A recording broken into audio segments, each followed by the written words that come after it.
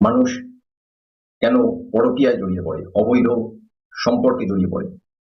এর বাহ্যিক কারণ যাই থাক, এর উৎস থাকে কিন্তু তার জন্মছকে।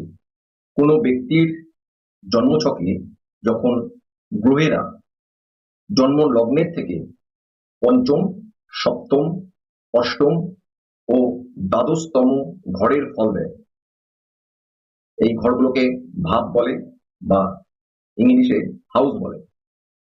যাই হোক, গ্রহেরা যখন জন্ম লগ্ন থেকে পঞ্চম, সপ্তম, অষ্টম ও দ্বাদশতম ঘরের ফল দেয়, তখন অবৈধ সম্পর্কে প্রবেশের প্রবণতা, ইচ্ছে ও মানসিকতা তৈরি করে।